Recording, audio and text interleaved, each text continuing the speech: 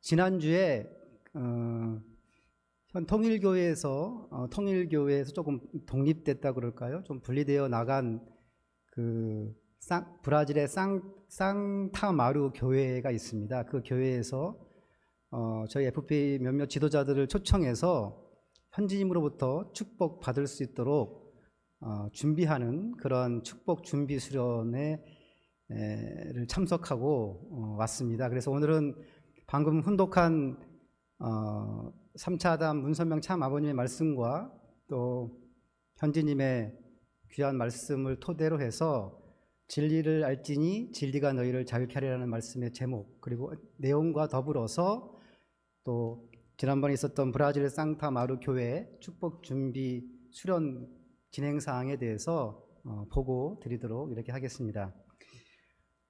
오늘 아버님의 문선명 참 아버님의 말씀에서도 언급되어 있는 요한복음 8장 32절의 말씀, 진리를 알지니 진리가 너희를 자유케 하리라 라는 말씀입니다. 그런데 이 요한복음 8장 32절 앞에 요한복음 8장 31절, 그러니까 앞에 바로 한 절이죠. 그 앞에 무슨 말이 전제가 되어 있냐면 진리를 어떻게 알 수 있느냐라고 하는 그 전제가 있습니다. 그 전제가 뭐냐면 너희가 내 말에 거하면이라고 하는 전제가 되어 있습니다. 그러니까 우리가 사실은 이 부분에 대한 사실은 많은 인지하지 않은 상태에서 진리가 너희를 자유케 하리라, 혹은 진리를 알면 그 진리가 너희를 자유케 하리라는 이런 그 말씀을 우리가 들어왔는데, 사실은 그 앞에 대단히 중요한 전제가 깔려 있습니다. 어떻게 진리를 아느냐라고 할 때 전제가 뭐냐면 예수님이 유대인들을 향해 하신 말씀입니다. 너희가 내 말에 거하면이라고 하는 전제가 있습니다. 너희가 내 말에 거하면 그때 진리를 알게 되고 그 진리가 너희를 자유케 한다라고 하는 이 귀한 말씀입니다. 그러니까 여기서 너희가 내 말에 거하면이라고 하는 것은 단순히 유대인들이 예수님의 말씀을 듣는다는 것이 아닙니다. 거한다라고 하는 말은 뭐냐면 그 말씀을 붙들고 함께 살아간다라고 하는 의미입니다. 그러니까 단순히 말씀을 듣거나 말씀을 읽거나 하는 것으로 진리를 아는 것이 아니라 그 말씀을 붙들며 살아가야 하는 것입니다. 그 말씀을 붙들며 살아가게 되면 그때 진리를 알 수 있다는 거죠. 이때 안다라고 하는 것도 이 히브리어 원어에 보면 그냥 단순한 정보나 교리를 이성적으로 습득하는 것이 아닙니다. 이것은 그 선악을 알게 하는 나무에서처럼요, 안다라고 하는 의미는 삶 속에서 체험한다는 것을 말합니다. 그러니까 결국은 말씀과 함께 살아가게 될 때 진정으로 그 진리를 깨달을 수 있다는 겁니다. 그냥 단순히 듣고 보는 것으로 하는 게 아니라 그 말씀과 함께 살아가게 될 때 그 진리가 무슨 의미인지를 깨닫게 되는 것, 체험할 수 할 수 있다는 말이고요. 그렇게 될 때 어떻게 되냐면 그 진리가 너희를 자유케 하리라고 되어 있습니다. 즉 사탄의 주관권에 빠져 있는 인류가 이제 거짓과 불의와 악으로부터 벗어나서 하나님의 자녀답게 진리와 의와 선을 중심하고 살아갈 수 있게 된다라고 하는 이런 말씀이 바로 너희가 내 말에 거하면 진리를 알지니 그 진리가 너희를 자유케 하리라고 하는 말씀의 의미입니다. 그렇다면 우리가 거해야 할, 우리가 말씀을 붙들고 살아야 할 그 말씀의 핵심이 무엇일까? 그 부분이 중요한 거죠. 그것이 바로 오늘 아버님께서 주신 말씀의 대단히 근본적이고 핵심적인 말씀을 문선명 참 아버님께서 하십니다. 우리가 붙들고 함께 살아가서 실천해야 할 것, 이렇게 말씀하십니다. 종적인 우주관을 대표할 수 있는 중심이 없어졌습니다. 종적인 자리는 둘이 아닙니다. 하나밖에 없습니다. 중심 수직선은 하나밖에 없습니다. 그랬습니다. 종적인 우주관이라고 하는 것은 결국은 위와 아래의 질서, 그렇죠? 수직적 질서를 말합니다. 즉 하나님과 인간과 만물로 이어지는 그러한 위계와 중심이 분명한 세계관을 말합니다. 횡적 세계관이 아니죠. 그 다음에 종적인 자리는 둘이 아니다라고 하는 말은 뭐냐면 바로 그 중심은 바로 하나밖에 없다는 것이죠. 그리고 그 종적인 우주관을 대표할 수 있는 중심이, 그런데 지금 현 인류에서는 현실을 보면은 없어졌다는 거죠. 즉 가치관이 너무 많습니다. 여러 가지 상대주의적인 가치죠. 그 다음에 무엇이 옳은지, 무엇이 그른지, 무엇이 기준인지 모호해져서 결국은 하나님을 중심한 절대 수직축이 사라진 상태, 즉 방향을 잃고 방황하는 시대가 지금의 이 세대이고, 그 이유가 뭐냐면 바로 이 중심과 그 중심을 중심한 질서의 위계, 하나님과 인간과 만물이라고 하는 이 위계가 상실되었기 때문에 이러한 혼란이 벌어지고 있다라고 하는 부분을 지금 말씀하고 계십니다. 이어서 말씀하시기를 그 수직이 될 수 있는 원동력의 기초가 어디서부터 시작되느냐? 인간으로부터 시작되는 것이 절대 아니라고 말씀하십니다. 하나님으로부터 시작되고, 인간은 어디까지나 주체가 아니죠. 왜냐하면 인간은 자신을 지은 것이 아니라 창조적 결과물이기 때문에 상대적 위치에 있는 것이지 주체적 위치에 있는 것이 아니라고 말씀을 하십니다. 사랑도 인간으로부터 시작된 것이 아니라 절대자로부터 시작된다라고 하는 말씀이십니다. 즉 수직축은 인간이 만들어내는 것이 아니라 하나님으로부터 시작된다라고 하는 말씀입니다. 그렇기 때문에 중요한 진리, 우리가 붙들고 살아야 되는 중요한 진리의 핵심은 뭐냐면 중심은 하나이고, 그 중심이 바로 나라의 중심이자 민족의 중심이자 가정의 중심이자 인격의 중심인데, 그 중심이 뭐냐 하라고 할 때 그것은 바로 하나님이다라고 하는 겁니다.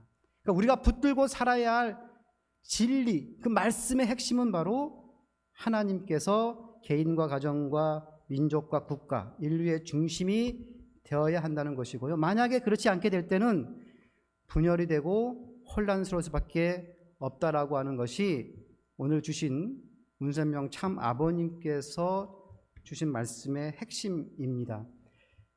정리해보면 너희가 내 말에 거하면 진리를 알지니 그 진리가 너희를 자유케 하리라고 하는 이 말씀의 의미는, 결국은 진리라고 하는 것은 우주의 중심이 하나, 즉 하나님이고요. 그 속에서 하나님과 인간과 만물의 올바른 질서가 세워지는 것이 진리의 핵심입니다.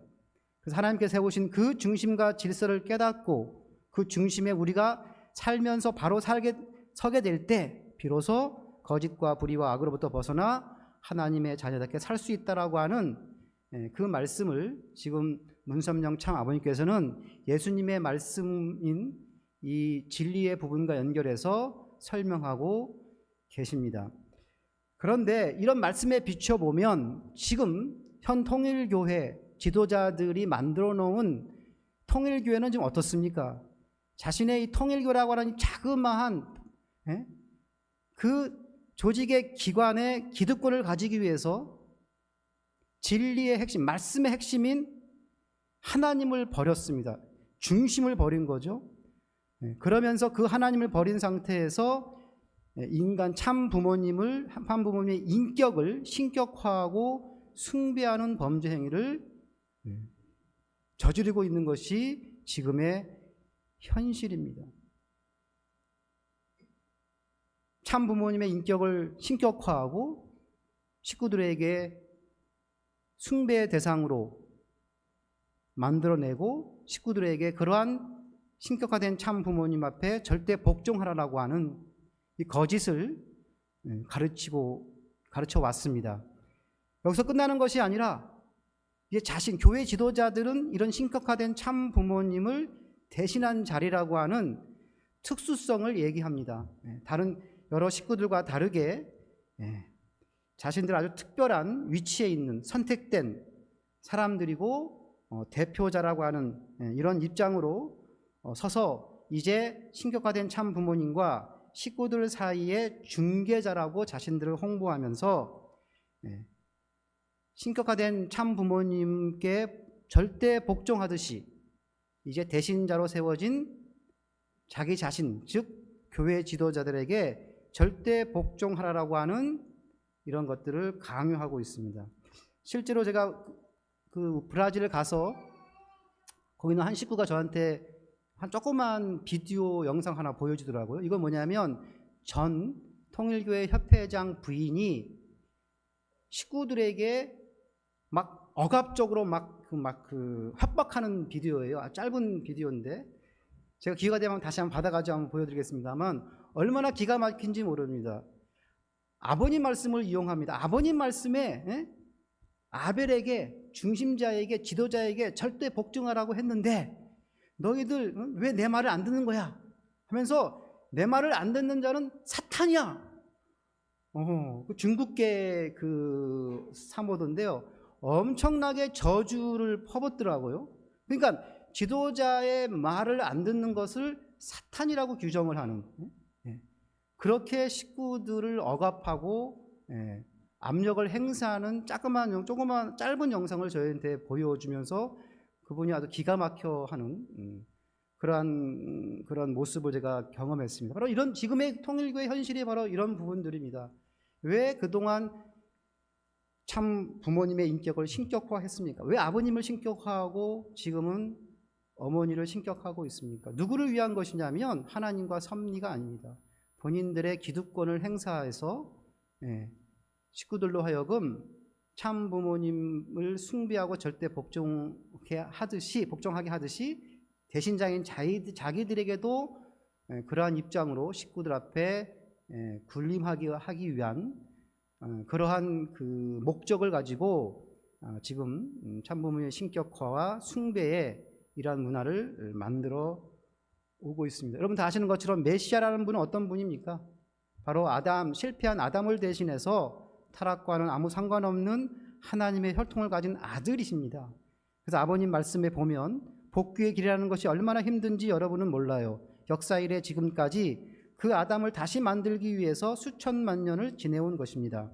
메시아가 뭐냐 하면 본연의 하나님의 직결된 아들의 입장에 서서 하나님이 가진 절대 사랑을 중심 삼고 생명의 씨를 가지고 오신 분입니다. 하나님의 혈통을 가지고 온 하나님의 아들 장자입니다. 그래서 그래서 메시아의 삶처럼 모든 인류가 하나님과 부자의 관계를 맺을 수 있도록 선례를 세우시고 타락한 인류를 하나님의 아들과 딸의 입장으로 되돌리는 하나님의 품으로 새롭게 안길 수 있게 하는 그런 역할을 하시는 분이 바로 하나님의 아들 메시아 아닙니까? 이런 차원이기 때문에 여러분들 원리 강론을 통해서 어떤 노력을 해왔습니까? 삼위일체라고 하는 교리를 통해서 예수님을 하나의 위격으로 주장하면서 하나님을 신격화하고 있는 기독교의 교리를 해체하려고 했던 것이 바로 원리 강론의 핵심 중에 핵심입니다. 그렇기 때문에 기독론에서도 이렇게 이렇게 적고 있습니다. 요한복음 1장 10절의 기록은 어디까지나 예수님은 창조 목적을 완성한 인간이라는 사실을 밝히는 것뿐이요 그가 곧 창조주 자신임을 의미하는 것은 아니다. 예수님은 원죄가 없다는 점을 제외한다면 그는 우리와 조금도 다름이 없는 인간이었고 또 부활 후 영계에서도 제자들과 다름없이 영인체로 계신다. 예수님도 하나님을 아버지라고 부르시어 스스로 하나님이 아니심을 밝히고 있는 것이다. 이렇게 원리 강론을 통해서 신격화된 예수님, 신격화된 메시아관을 해체하려고 노력을 했던 것이죠. 인간에 대한 신격화는 아브라함 전통, 즉 유대교와 기독교와 이슬람교에서는 정말로 금기시하는 겁니다. 신성모독으로 여기며 가장 큰 범죄로 여기고 있습니다. 이 아브라함 전통에서 공유하고 있는 이 구약, 성경, 또 구약의 가장 핵심인 십계명에 보면 첫 번째와 두 번째가 바로 이 부분을 다루고 있지 않습니까? 나 이외에 다른 신들을 내 앞에 두지 말라. 너를 위하여 우상을 만들지 말고 섬기지 말라 이렇게 되어 있습니다. 하나님 위에 다른 존재를 신격화하는 것은 뭘 하는 거냐면 우상을 만드는 것입니다. 이것을 금지하고 있습니다. 그리고 우리 운동은 또 성약 시대는 구약과 신약의 전통 위에 세워진 거 아닙니까? 결국은 가장 핵심은 오늘 아버님의 말씀에도 나왔지만 핵심과 중심은 하나님이십니다. 인간이 아닙니다. 하나님으로 출발돼서 인간과 만물, 하나님으로 출발해가지고 메시아와 인간, 이렇게 질서가 확립이 돼야 되는 것 맞습니다. 확립이 돼야 되는데도 불구하고 지금 현 통일교회에서는 이 부분을 이러한 말씀과 진리와 너무 멀어진 상태에서 계속해서 참 부모님의 인격을 신격화하고 숭배하고 그 증거로 동상을 만들고 궁전을 만드는 이러한 일들을 자행하고 있습니다. 이렇게 질서를 파괴하니까 어떻게 됩니까? 아버님의 경고처럼 분열되고 혼란스러운 거죠. 어떤 것이 기준이 되는지 혼란스러울 수밖에 없습니다. 우리 통일운동의 분열의 가장 근본은 여기서부터 출발된 겁니다. 하나님을 버리고 참부모님의 인격을 신격화함으로 말미암아서 이제 그것이 누구에게 지금 혜택이 가고 있습니까? 하나님도 아니고 참부모님도 아니고 참가정도 아니고 식구도 아닙니다. 오직 누구밖에 없습니까? 기득권을 가진 부패한 현 통일교 지도자들, 지금 보여지고 있는 이 혼란된 상황에서 보여지고 있는 그 수많은 부패한 지도자들에게만 혜택이 가는 그러한 것이 바로 지금의 현 통일교의 모습입니다. 그렇기 때문에 하나님을 중심하지 않은 이 운동이기, 이 단체이기 때문에 지금 이들로 인해서 통일운동의 원래의 비전과 사명이 바로 지상에 하나님 나라를 세우고 특별히 사회와 국가와 세계 전체 또 전 인류를 위해 사는 그러한 통일운동 또 축복가정의 삶과는 너무나 멀어져 있는 종교를 만들어 놓았습니다. 그래서 사회 앞에 인류 앞에 천한 영향력을 미치고 하나님께 인도해야 되는 사명과는 다르게 오히려 이제 사회와 세계 앞에 비난과 저주를 받는 없어져야만 하는 그러한 단체로 지금 전략되어 떨어져 있고 결국은 하나님의 심판을 받고 있는 것이 현재의 통일교회의 상황입니다. 이런 암울한 상황에서 무슨 일이 벌어지고 있냐면 여기서 이 암울함이 끝나는 것이 아닙니다. 이게 보면 여러 지금 세계 전역에서 이러한 암울한 상황에서 다시금 진리를 중심하고 새롭게 출발하는 그러한 모습들이 하나씩 하나씩 나오고 있는데요. 그 대표적인 것이 어디냐면 바로 오늘 보고드릴 브라질 상타마루 교회입니다. 오늘 보고를 통해서 제가 드리고 싶은 말씀은 뭐냐면 통일교회 내에서 하나님 말씀에 거하며 그래서 진리를 알게 되고 그 진리로 인해서 자유함을 얻는 그런 역사적인 사건이 하나씩 하나씩 일어나고 있고 그 대표적인 것이 바로 이 브라질 상타마루 교회라고 하는 사실을 말씀을 드리고 싶습니다. 먼저 이 축복 수련이 진행됐던 상타마루 교회의 배경을 좀 설명을 드리면 여기는 1979년 엘리아스 알메이다 목사라는 분에 의해서 개척이 됐습니다. 이 교회는요 오늘날까지 브라질에서 식구가 가장 많은 교회입니다. 식구가 정말 제일 많은 그런 교회이고요. 이 엘리아스 알메이다 목사는 이러한 그 실적을 통해서 2003년도부터 2006년 5월까지 브라질 가정연합 회장까지 국가회장까지 역임했던 그런 분입니다. 근데 이분이 2008년도에 성화를 하셨습니다. 그래서 이 상타마루 교회는 그러면 그 다음에 어떻게 됐냐면 그 아들 2명과 딸이 1명인데 그 중에 막내 아들인 이노환이라고 하는 2세입니다. 지금 40세가 채 안 됐더라고요. 한 37세 정도 되는 걸로 알고 있습니다. 아주 젊은 청년입니다. 이 아들이 상타마루 교회의 목회를 2008년도 이후부터 하게 됩니다.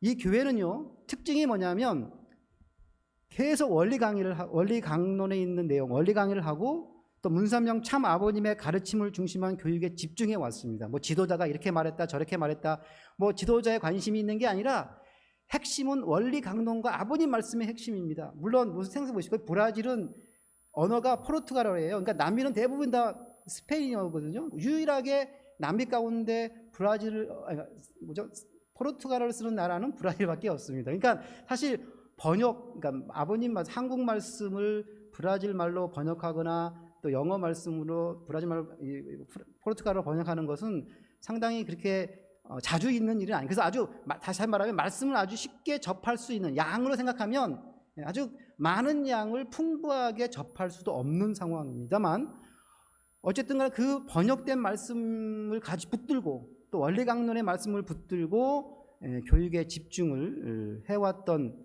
전통을 가지고 있는 이 교회입니다.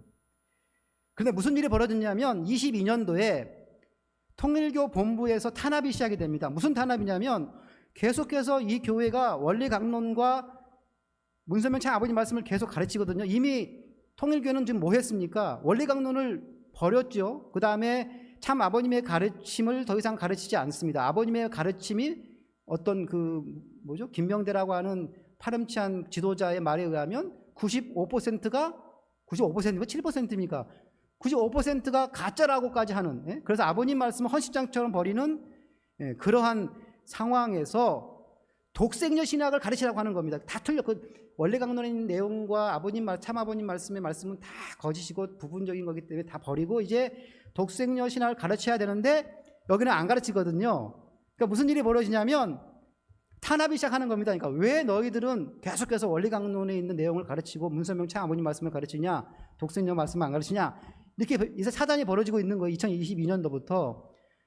그렇지만 여기에 굴복하지 않으니까 윤호환 목사가 2세가 2023년도에 무슨 일이 벌어지냐면 통일교회에서 윤호환 목사를 해임시켜버립니다. 해임을 시켜버려요.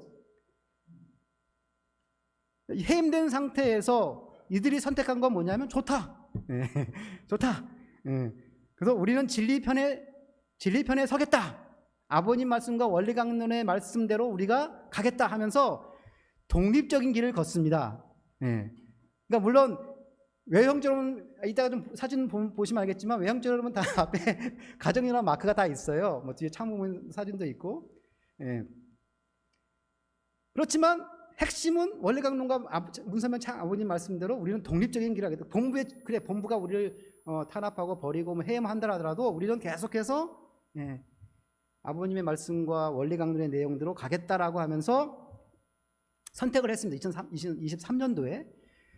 그렇지만 또 하나가 있죠. 그러면 어떻게 앞으로 독립됐는데 그럼 앞으로 어떤 방향으로 가야 할까? 진지하게 모색할 수밖에 없지 않습니까? 그죠? 계속해서 독립된 상태에서 그냥 자기들끼리 모여가지고 그렇게 할 수는 없는 노릇이잖아요. 그래서 그러면 앞으로는 어떤 방향으로 가야 하는지 모색하던 과정에서 2024년도에 이노환 2세 목사가 파라과이를 갔다 오고 또 한국에 여기서 작년이죠. 여기에 그 명절 행사에 참석을 했습니다. 그래서 그때 현지님의 말씀도 듣고 또 현지님의 기반을 직접 경험하고 또 그동안 교회에서는 통일교회에서는 그걸 다 천수학 갈등이니 뭐 이런 거 다 감춰왔던 상태이기 때문에 비로소 이때부터 천사적 갈등의 본질에 대해서 깨닫게 됩니다. 그렇게 된 상태에서 상타마루 교회 전체는 이 이노환 2세 목사를 중심하고 신앙의 방향을 더욱 분명하게 할 필요가 있다라고 이렇게 결론을 내리게 되고요. 그 상태에서 그러면 어떤 방향으로 갈 것이냐? 라고 어떤 것이 원리강론의 내용과 문선명 참 아버님 말씀에 입각한 길이냐라고 그들이 찾아 나선 겁니다. 찾아 나선 결론이 뭐냐면 바로 FPA, 현지님과 가는 길이 새로운 길이구나라고 결정을 해서 2025년 7월에 FPA와 함께 브라질과 파라과이에서 14일 청년 수련을 진행하게 됩니다. 물론 여기는 청년들만 왔고 상타마우르에 있는 기존의 많은 식구들이나 원로나 이런 분들 1세 부분들은 아직 여기 경험이 없는 거예요.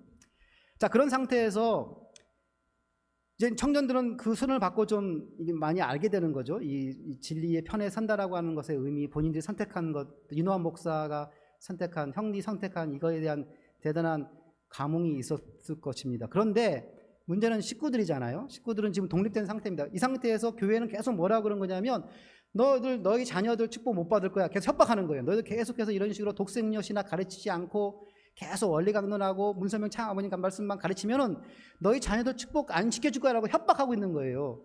그러니까 여기서부터 이제 이들이 새로운 방향을 모색할 때, 그러면 이러한 그 식구들의 요구에 대해서 이제는 해결해 줘야 되잖아요. 이노한 목사가. 그죠? 그러면 어떻게 해야 될 것이냐라고 할 때, 그가 원리강론과 문선명 참 아버님 말씀에 근거해서 볼 때 해답은 오직 어디서부터 얻을 수 있다라고 판단했냐면 바로 현진님밖에 없다라고 판단했기 때문에 2025년 12월 6일부터 7일 약 이틀 동안 주말을 거쳐서 이 교회에서 FPA 지도자를 초청하게 됩니다. 그래서 저 세계본부에서 저와 또 미국에 있는 협회장, 켄슈 회장, 그리고 그 남미 FPA 대륙회장 책임자인 토사카상 3명을 초청해서 자기 교회에서 식구들에게 축복 준비 수련을 개최를 했던 것입니다.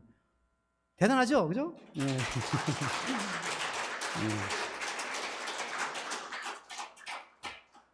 이건 대단한 큰 의미가 있습니다. 단순한 이건 한 교회에서 그냥 한 것이 아니라 지금의 현실을 생각하면 이건 대단한 의미를 가지고 있습니다. 이건 무슨 의미냐면 오늘날 축복 가정과 2세들이 무엇을 기준으로 어떤 길을 선택해야 하는가에 대한 모범을 보여준 사건이라고 우리는 볼 필요가 있습니다. 즉 현재 통일교 신도들은 통일교 지도자들이 하나님과 하나님 섭리 중심 노선에서 이탈하고 있고, 또 원리와 문선명 참 아버님 말씀을 버리고 있고, 독생녀 신학을 앞세우는 현실을 분명히 보면서도 어떻게 하고 있습니까? 침묵하고 있죠.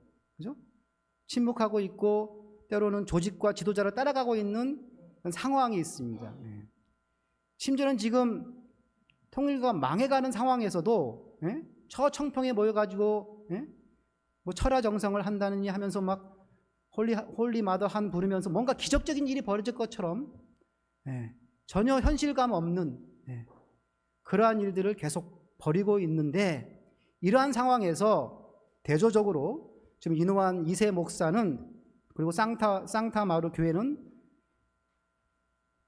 진리, 지금까지 그동안 함께 붙들고 살아왔던 원리의 말씀과 문선명 참 아버님의 말씀을 토대로 스스로의 양심을 가지고, 이거 되게 중요한 표현입니다. 누가 지시하는 것이 아니라 그 말씀과 진리 앞에 스스로가 양심적으로 선택하고 있는 겁니다. 양심적으로 판단한 거죠.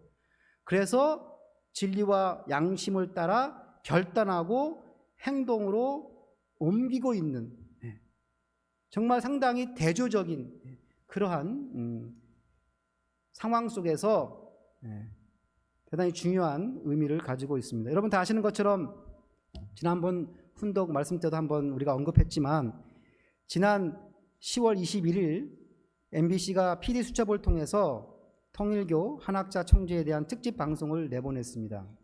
그때 방송에서 기자는 이렇게 밝혔습니다. 시청자들에게 제보를 요청을 했는데 각종 자료와 편지들이 쏟아져 들어왔다라고 말하고 있습니다. 그런데 중요한 거는 그 정보를 누가 보냈느냐라고 할 때 기자는 그 제보가 대부분 통일교 내부에 있는 특히 2세들로부터 왔다라고 이렇게 밝혔습니다. 아주 많은 양의 파일이 내부에서 통일교 2세들로부터 넘어왔다는 것입니다. 그리고 그 제보 가운데는 재정적 정보가 담긴 USB도 포함되어 있었고, 또 그 안에는 현금의 규모나 천원궁, 건축비 등의 이러한 소위 말하는 비밀스러운 그런 수치도 있었다고 합니다. 지금 통일교 2세들이 사진과 영상 자료를 유출하고 언론에 편지를 보내고 있다라고 이렇게 밝히고 있습니다. 여러분, 이것은 뭘 의미하냐면 많은 2세들, 통일교에 있는 2세들이 이제 그들의 부모들이 세운 현 통일교와 아무런 관계를 더 이상 맺고 싶지 않다는 것을 의미하고 있습니다. 그리고 부모들이 세운 이 종교에 대해 자녀 세대들이 심판하고 있다는 거예요. 이런 종교는 더 이상 안 된다라고 하는, 내부에서 특히 2세들에게서 심판이 일어나고 있다는 것입니다. 여러분들 이 2세들의 행동은 즉 그들이 심판할 수밖에 없는 현 통일교회의 모습은 어떤 모습입니까?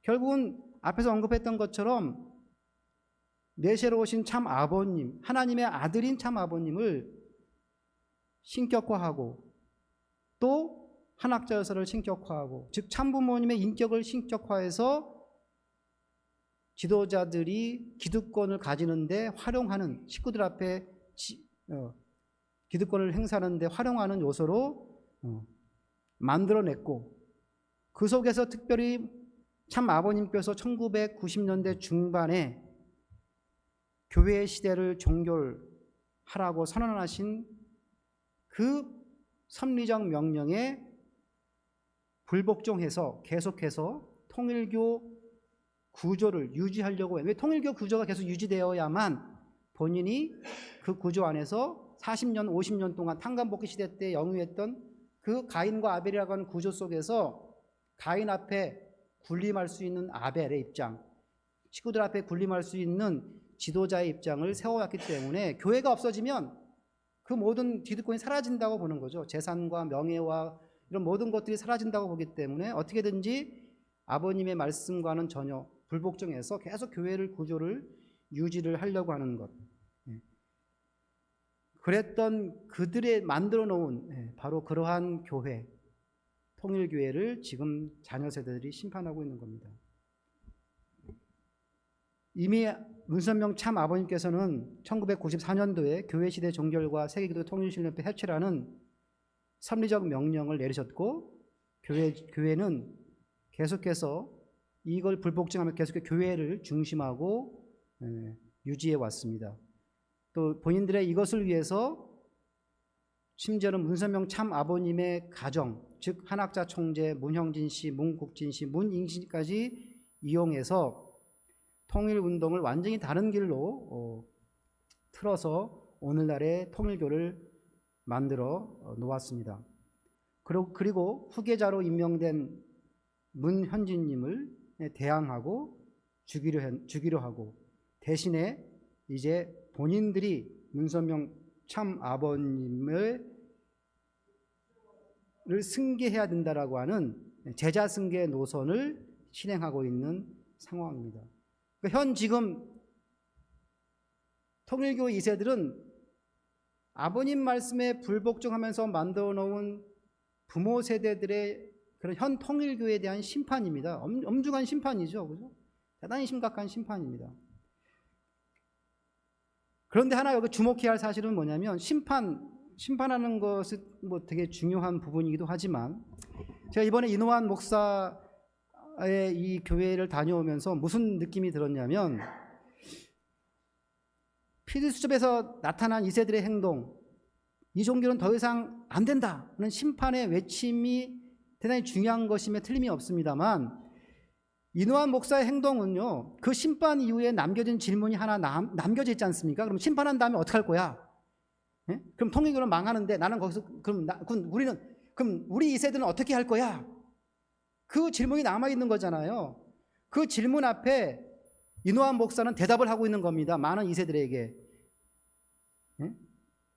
그렇다면 우리는 어디로 가야 하는가에 대한 그 대답을 이노한 목사는 바로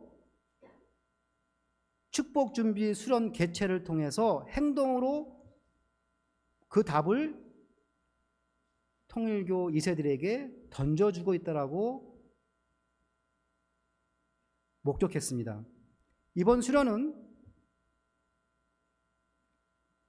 이누완 목사와 또 쌍타 마루 식구들이 실제로 이제 통일교 조직 중심의 신앙에서 이제 독립했잖아요, 그죠?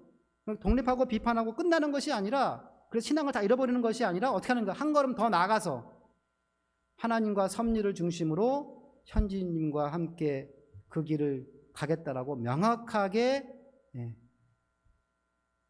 서겠다라고 하는, 그것을 구체적으로 결단하고 행동하는 거잖아요, 그죠? 수련회에 참석시키고 또 참석하고, 얼마나 진지한 모습으로 참석하는지 몰라요, 여러분들. 뭐 이분들은 아직 뭐 천수와 갈등 이런 거 아직 정보 잘 몰라요. 뭐 그런 배경도 없습니다. 그렇지만 한 가지 확실한 건 있어요. 지금 교회가 잘못된 길을 가고 있다. 원리 강론과 아버님의 말씀을 가지고 우리는 가야 한다. 독립된 이후에는 어떻게 해야 되지? 몸부림치고 있는 상황입니다. 그럼 어떻게 할 것인가? 몸부림 정말 쳐요. 예. 진짜 찬송 노래를 부르는데 식구들이 얼마나 막 몸부림치고 막 찬송 부르는지 모릅니다. 정말 기도도 엄청 많이 하고 기도 엄청 열심히 해요. 그러니까 뭐냐면 이게 어떻게 해야 되는지, 앞으로 그럼 어떻게 해야 되느냐, 이겁니다. 그럼 정말 교회가 망하는데, 우린 거기서 독립됐는데, 그 다음 단계가 뭐냐? 그거를 찾아 나가는 과정에서 저희들을 초청해서 현지님의, 그리고 현지님을 통한 본래 문선명 참아버님의 축복의 의미를 교육받고 또 현지님을 통해서 축복을 받겠다라고 준비하는, 그 수련을 하겠다라고 하는 것은 뭘 말하는 겁니까? 이제 통일교회에 나와서 현지님과 현지님께 명확히 서겠다라고 하는 실체적인 결단과 행동을 보여주는 역사적 사건 아닙니까? 그죠? 네. 박수 괜찮습니다. 네. 네. 여러분, 여기서 우리가 한 가지 좀 볼 수 있는 게 뭐냐면, 많은 2세들과 이노한 목사의 차이를 우리가 분명하게 알게 됩니다. 뭐냐면, 많은 2세들이요, 침몰하는 통일교회 살아남을 국리라는 어리석은 모습을 보이는 사람들이 있습니다. 또 한편으로는 아까 PD수첩에서 PD수첩의 정보를 제공하던 2세처럼 통일교를 비난하고 심판하며 신앙 자체를 포기하는 경우도 있습니다. 2세들은 두 가지 중에 하나예요. 통일교회에 있는 2세들은. 그런데 이노한 목사는 뭐냐면, 비원리적이고 반섭리적인 조직으로서의 통일교를 부정하고 끝나는 것이 아니라 뭐예요? 또 신앙을 버리는 것이 아니라 뭐예요? 하나님의 섭리와 문선명 참아버님의 본래의 뜻을 지키는 길을 선택한 차이가 있습니다, 여러분들. 특히 여러분들 많은 2세, 통일교회에 있는 2세들, 침몰하고 있는 배에, 통일교라는 배에 타고 있는 2세들이 보이고 있는 특징이 뭐냐면, 이미 배는 침몰하고 있는데 저 앞에 침몰하고, 예를 들면 그 배의 선두 자리가 지금 침몰했다고 합시다. 그런데 자, 살아남기 위해서 뭘 하고 있는 거냐면 저 뒤에 있는 방으로 가는 거예요. 지금 이미 배는 침몰하고 있는데, 이미 침몰할 건데 그냥 순간 내가 무슨 살 수나 있을까 착각하면서 좀 저기 위에 떠 있는, 그죠? 선실, 객실이죠, 객실에 가가지고 그래도 뭔가 살아남지 않을까라고 지금 궁리하고 있는 상황인 것입니다. 현실적으로 이게 말이 안 됩니다. 제가 들은 바에 의하면 그 청평에 있는 어떤 그 청평 직원인 2세들이 그렇게 말했다고 하더라고요. 뭐냐면 내년이 되면은 이제는 우리 월급의 뭐 10%밖에 못 받는다고 그랬잖아요. 아니면 뭐 90원 잘리고 그러니까 10%밖에 못 받는다, 그러니까 90원 깎인다, 이런 그 말이었나요?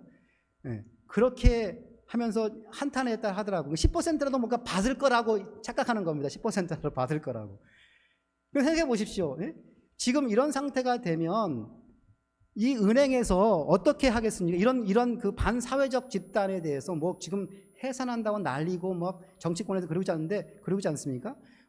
경제적 측면에서 보면은 일단은 기본적으로 뭐 대출이나 이런 것도 막히는 것뿐만 아니라 기존에 했던 모든 대출도 다시 소환하려고 할 거 아니에요, 그죠? 그죠? 그리고 모든 금융적인 거래도 사실은 허락하지 않을 겁니다. 그러면 대부분의 월급은 어떻게 와요? 그냥 하늘에서 쏟아집니까? 아니면 현금으로 줍니까? 보통 금융 시스템을 이용하잖아요, 그죠? 그러면 금융 시스템조차도 사용할 수 없는 통일교가 되는 겁니다. 거기에 무슨 10%를 받을 수 있고 20%를 받을 수 있다는 착각하는 것조차도 엄청난 착각인 거예요. 뭔가 제가 살아남을 수 있다라고 하는 엄청난 착각을 하고 있습니다. 그러나 통일교는 이미 망했습니다. 망하고 있는 것도 아니고 이미 망했어요. 이미 가라앉은 배입니다. 거기서 살아남을 길은 아무것도 누구도 없고 그 상태에서는 길이 없습니다. 이런 상태에서 거기서 살 궁리를 하는 모습이 아니라, 혹은 통일을 비판하고 심판하는 그 신앙 자체를 포기하는 2세가 아니라, 이노한 목사는 어떻다고요? 이걸 부정하고 그 다음에 뭐예요? 하나님과 하나님의 섭리, 그리고 문선명 참아버님의 본래의 뜻을 지키겠다라고 선택을 하고 있는 것이 다른 2세들과 이 이능환 2세 목사의 큰 차이점이고, 그래서 이것이 귀한 것이고 역사적인 것이고, 이것이 다른 2세들에게도 자극이 돼서 분명히 이러한 일들이 전 세계적으로 일어날 것이라고 믿습니다. 아주 반드시 그렇게 될 것입니다, 여러분들. 그래서 여러분 축복 준비를 시행했어요. 그러니까 이 이능환 목사 스스로가 이 수련의 주인공이 돼가지고 초청만 하는 게 아니라 본인이 직접 수련 첫 부분에서 창조 원리를 강의하는 겁니다. 창조 원리, 창조 목적, 사후기대, 3대 축복을 강의를 스스로 하고, 그 다음에 저희가 FPA 지도자들이 이어서 수련 강의를 했습니다. 그래서 미국에 있는 협회장 켄슈 회장님이 축복을 위한 영적인 준비, 또 축복의 권한이 누구에게 있는지, 그리고 하나님의 혈통이 얼마나 중요한지, 이런 부분들, 그 다음에 축복 이후에 하나님을 중심한 가정으로서의 라이프 스타일에 대해서 집중적으로 토요일 하루 동안 계속 말씀을 줬고요. 그 다음날 일요일날 또 이 사람들은 축복 수련만이 아니라 모든 그 식구들을 초청을 했어요. 그래서 저한테 1호 말씀 예배를 요청을 했고, 제가 그래서 아마 여기서 제가 11월 달인가 한번 했던 내용이지 않습니까? 그 참 아버님의 평화 메시지 13장을 중심하고 하나님의 보편 구원과 또 참 가정을, 참 최종적인 신문명 창조는 참 가정, 그리고 그걸 위한 문선명 참 아버님의 본래의 의도, 또 이것이 왜곡된 통일교회의 모습, 이것을 이어가는 현지님의 모습, 이런 것들을 말씀을 나누었습니다. 그리고 이 사람들의 특징이 뭐냐면 거기에 모여있는 사람만이 아니라 여기는 항상 이걸 오픈하고 있더라고요. 온라인 오픈을 해요. 그래서 옆에 보시면 옆에 조그만 사진이 뭐냐면 이 일요 예배 말씀 중간 할 때 옆에 그 인터넷으로 참여하는 사람들이 계속해서 자기들의 소감과 인사를 나누는 그러한 것, 온라인과 오프라인 상에서 지금 참 아버님 현지님의 메시지를 이들이 같이 공부하고 있는 장면입니다. 연이어서 제가 축복 운동에 대한 그런 말씀, 또 축복식의 의미라든지 이런 부분들에 대해서 강의를 했고요.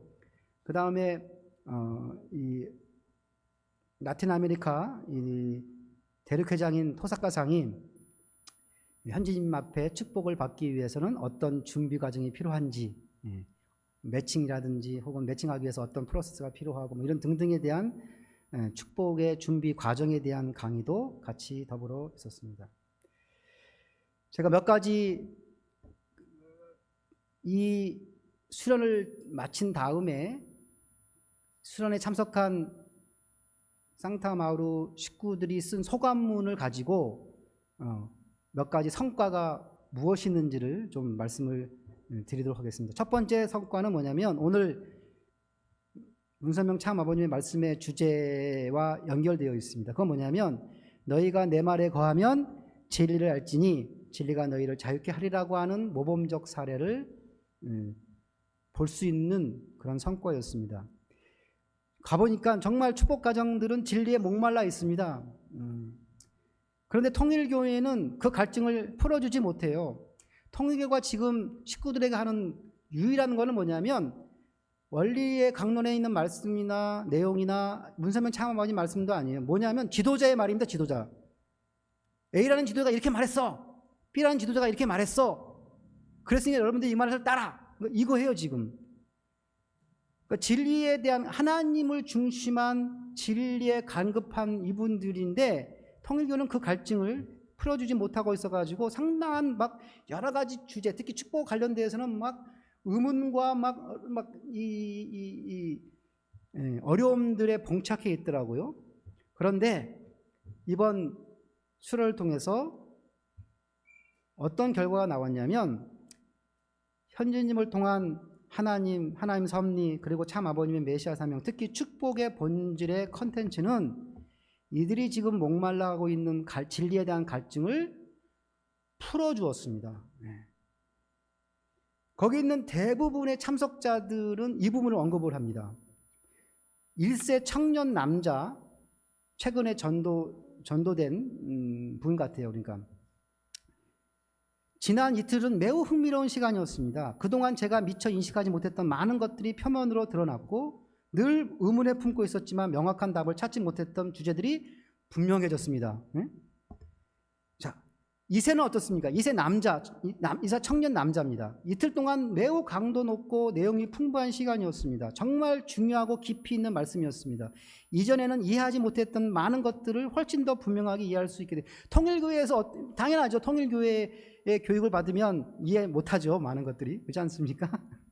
각 강의는 보이지 않았던 것들을 더 명확히 볼 수 있도록 도와주는 과정 같았습니다. 정말로 이전과는 다른 특별한 경험이었습니다.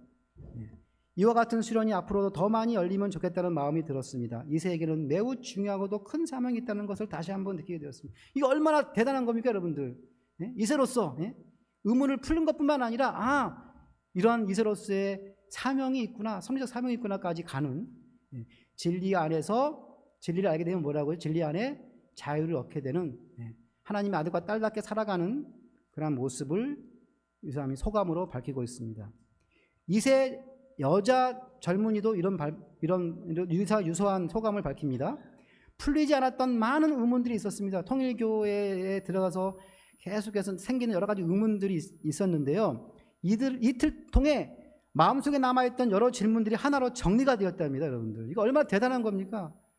그동안 부족했다고 느꼈던 답을 찾을 수 있었습니다. 여러분, 이게 바로 진리의 힘입니다. 여러분들, 이게 원리의 힘이고 문세명 참 아버님의 말씀의 힘이고 이것을 이어받은 현지님의 컨텐츠의 힘입니다.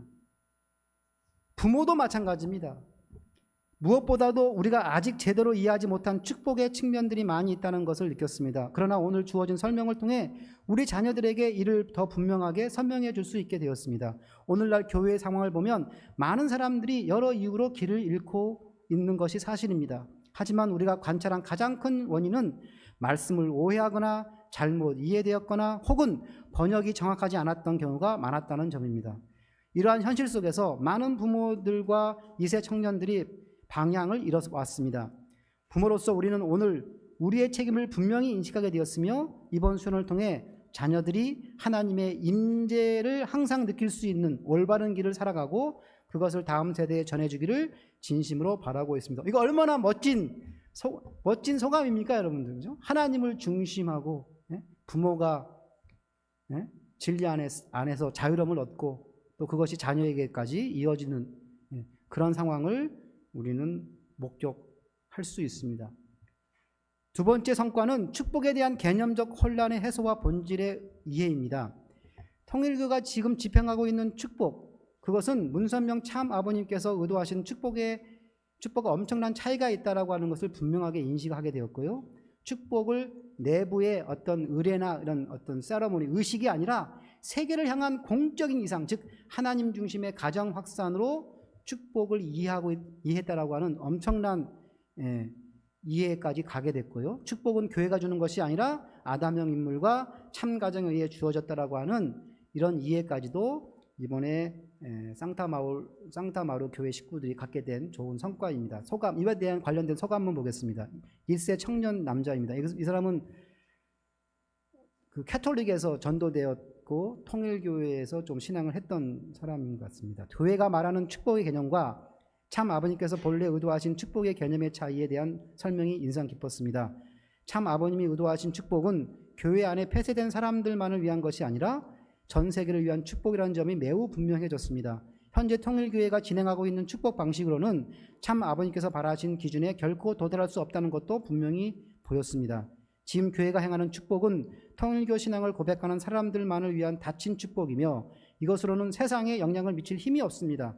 이 점이 개인적으로 가장 마음에 와닿았던 부분 중에 하나입니다. 대단한 겁니다, 여러분들. 어떻게 저도 보면 이 소감을 보면 엄청 대단한, 어떻게 이렇게 느낄 수 있을까? 어떻게 오래된 신앙을 한 사람도 이것까지 가기는 이틀이라는 짧은 시간인데 어떻게, 그동안 이 사람들이 얼마나 진리를 갈망하고 진리를 찾기 위해서 노력하고 원리 강론을 붙들고 문선명 참 아버님의 그 적은 양의 말씀이라도 붙들고 갈 길을 찾아왔는지를 보여주는 겁니다. 그렇기 때문에 그렇기 때문에 그 짧은 시간이지만 이런 깨달음을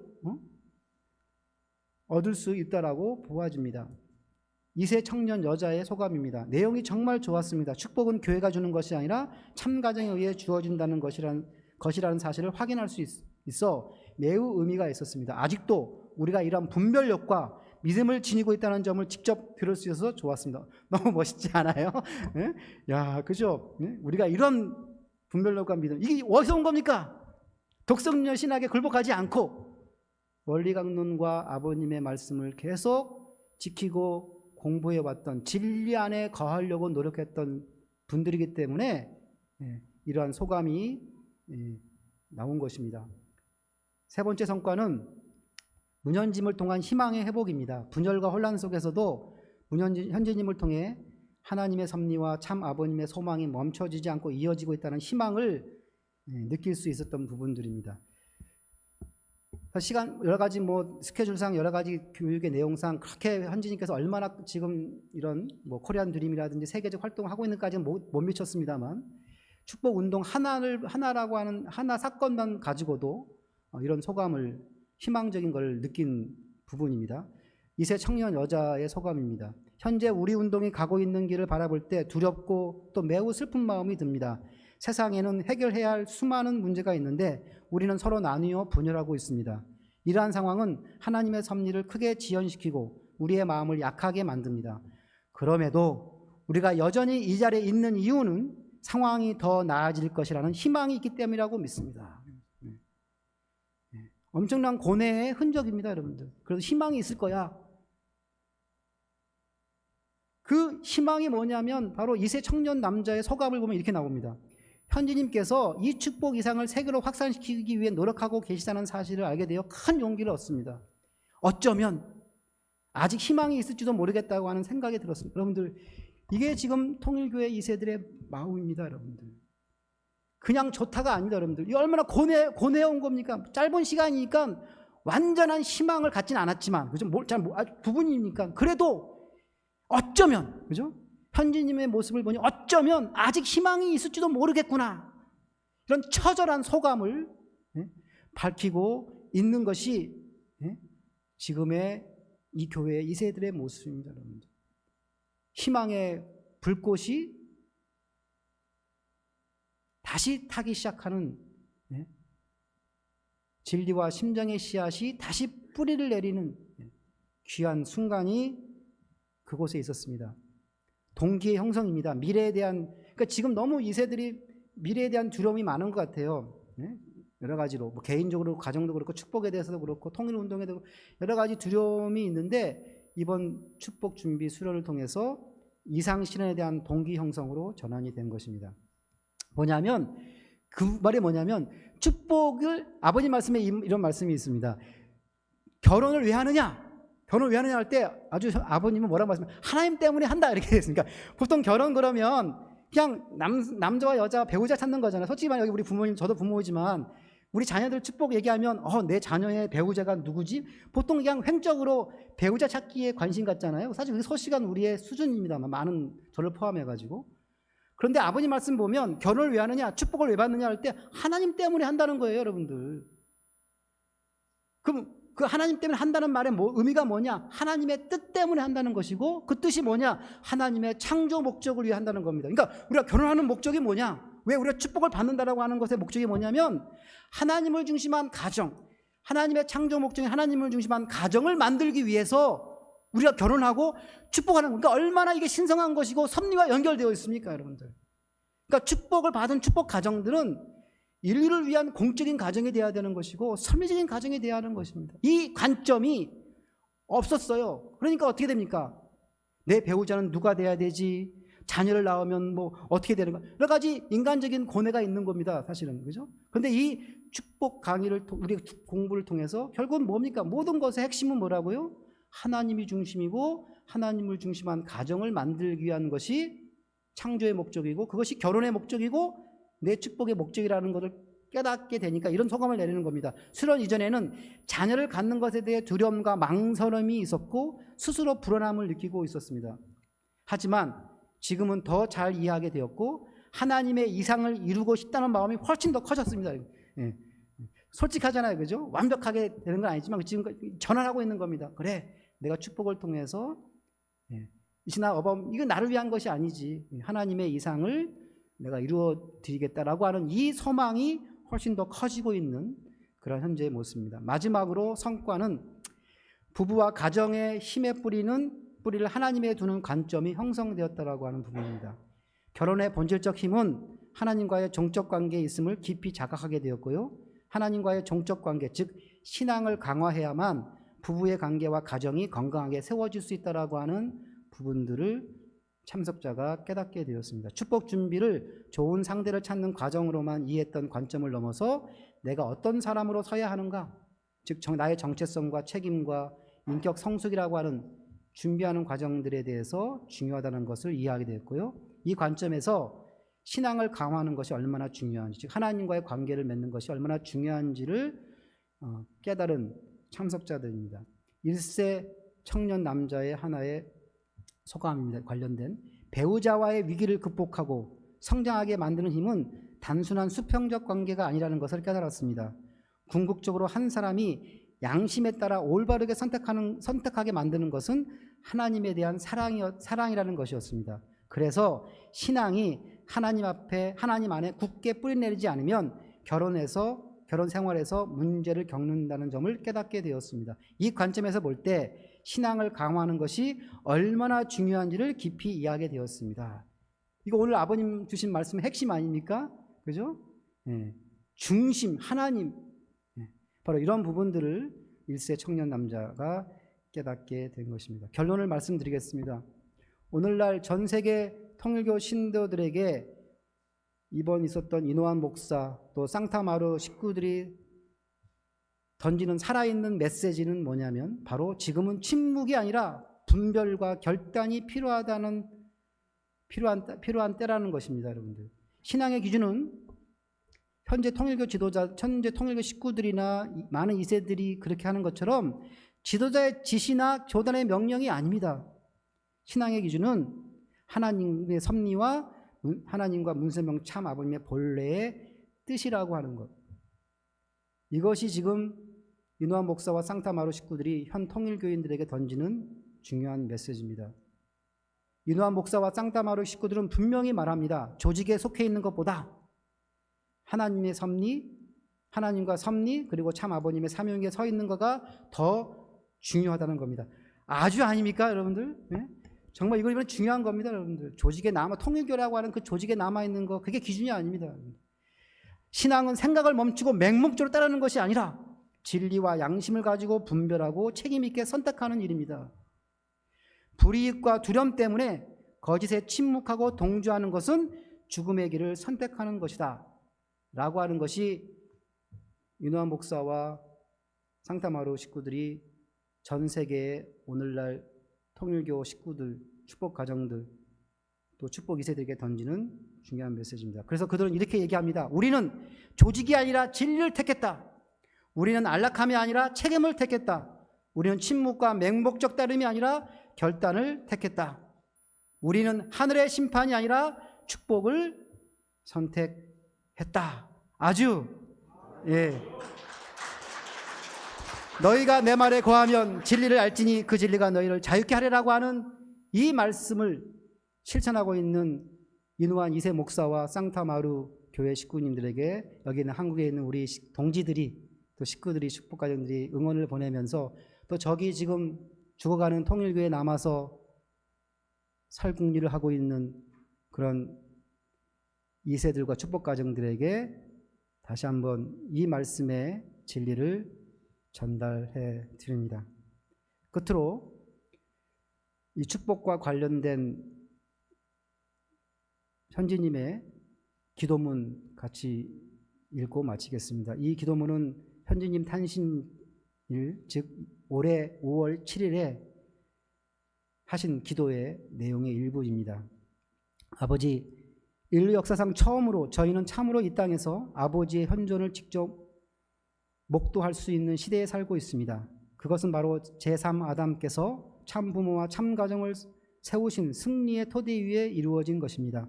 오늘 이 아들이 아버지 앞에 서서 이 세상에 참부모와 참가정의 이상을 실체화하고 실현하는 사명을 이어가고 있사오니 아버지, 이 순간은 아버지의 섭리 역사에서 실로 기념비적인 시간입니다. 아버지, 저희는 기적의 시대를 살고 있고 그 현장을 목도할 수 있어 너무도 감사하고 감격스럽습니다. 마지막 날에는 새로운 시대가 도래하고 낡은 시대가 끝나기 때문에 항상 큰 혼란이 따른다고 하셨습니다. 그래서 오늘날 세계에는 커다란 혼돈이 존재하는 것입니다. 그러나 그 가운데서도 아버지의 진리와 축복 그리고 무조건적인 사랑은 이 아들과 이 부부, 이 가정을 통해 흘러나와 아버지의 잃어버린 모든 자녀들에게 다시금 은혜와 축복을 전할 수 있도록 인도하소서.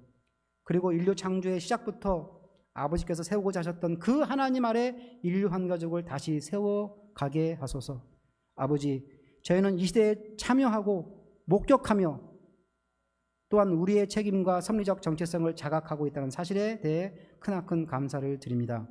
아버지의 축복과 현존으로 이 시간 함께 하시옵고 이 자리에 함께한 모든 이들과 축복 운동을 통해 은혜를 받을 모든 이들에게 축복을 내려주시옵소서. 아주 감사드립니다. 다 같이 보고하고 마치도록 하겠습니다.